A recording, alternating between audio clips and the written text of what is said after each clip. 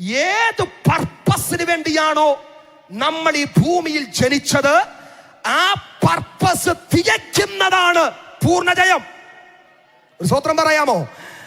ബ്രദറെ, സിസ്റ്ററെ, അഭിഷക്തനെ, കർത്താവിന്റെ ദാസിയെ, ദൈവസഭയിലെ മുഴുവൻ ദൈവമക്കളോട് പരിശുദ്ധാത്മാവ് ഞാൻ കൈമാറട്ടെ.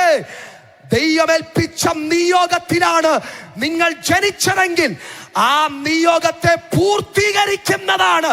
പാതി വഴിയിൽ വിട്ടിട്ട് പോകുന്നതല്ല, അത് തികയ്ക്കുന്നതാണ് പൂർണ്ണജയം. അത് വിശ്വസിക്കുന്നവർ, അതിനായി ഒരു ആത്മശക്തിക്കായി കൊതിക്കുന്നവർ ഒരിക്കൽ കൂടെ കരമുയർത്തി ശക്തിയോടെ കർത്താവിന് സ്തോത്രം പറ. നമ്മുടെ വാഴ്ത്തപ്പെട്ട കർത്താവിനെ നോക്കുക. യേശു എന്തിനാ വന്നേ? യേശു എന്തിനാ വന്നേ? കുറച്ച് ആൾക്കാർക്ക് അപ്പം കൊടുക്കാനാണോ വന്നേ? യേശു എന്തിനാ ബ്രദറെ വന്നേ? കുറച്ച് രോഗികളെ സൗഖ്യമാക്കുവാനാണോ വന്നേ? നോ, യേശു വന്നത് ഒരു നിയോഗമായിട്ടാണ്. നമുക്കറിയാം, യോർദാന്റെ ആ കടവിൽ യോഹന്നാൻ സ്നാനപ്പെടുവാൻ യേശു ചെല്ലുമ്പോൾ യോഹന്നാൻ പറയുക, കർത്താവേ, നിന്നാൽ സ്നാനപ്പെടുവാൻ ഞാൻ നിൽക്കുക. അവിടെ യേശു പറയുന്നു, ഇപ്പോൾ സമ്മതിക്കുക യോഹന്നാനെ, ഇങ്ങനെ സകല നീതിയും നിവർത്തിക്കുന്നത് നമുക്കുചിതമെന്ന് യേശു പറഞ്ഞു. പ്രിയപ്പെട്ടവരെ, തന്റെ ശുശ്രൂഷയുടെ ആരംഭം യോർദാന്റെ കടവിൽ ആരംഭിക്കുന്ന കർത്താവ് യേശു പറയുക, ഇവിടെ ആരംഭിക്കുക, ഇവിടെ തുടങ്ങുകയാ. പ്രിയപ്പെട്ടവരെ, ആ ശുശ്രൂഷയുടെ അവസാനം നമ്മൾ കാണുന്ന എവിടെയാണെന്നറിയാമോ? ഹേരോദാവിനെ കുറുക്കനെന്ന് വെല്ലുവിളിക്കുന്നിടത്തിലല്ല.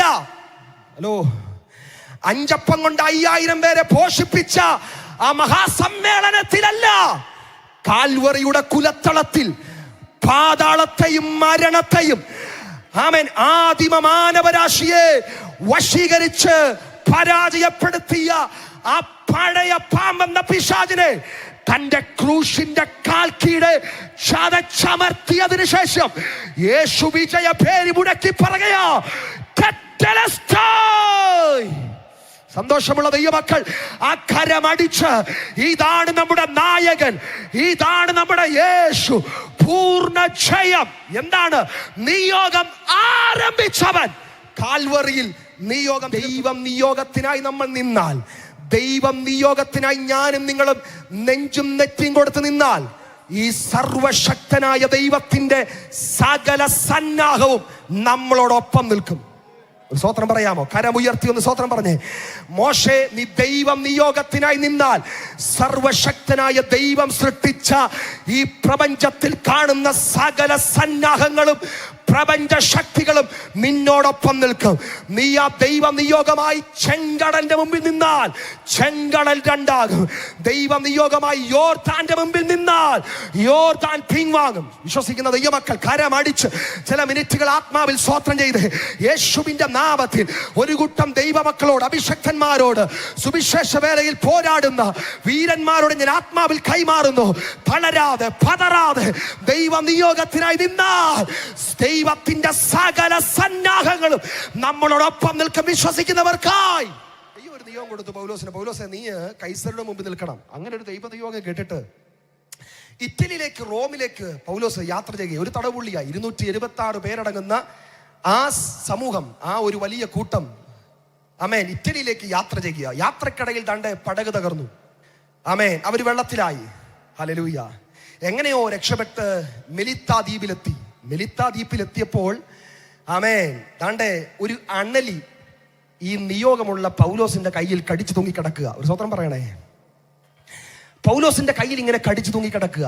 അണലി കടിച്ചാൽ മരിക്കുവോ? ഉറപ്പായിട്ടും മരിക്കും. സെക്കൻഡ്സിനുള്ളിൽ മരിക്കും. ആ കണ്ടവരെല്ലാം നോക്കി നിൽക്കുക. പറയുന്ന വാക്യം എങ്ങനെയാ? അവൻ ഇപ്പൊ ചത്ത് വീഴുമെന്ന് അവരെല്ലാം നോക്കിക്കൊണ്ടിരിക്കുക.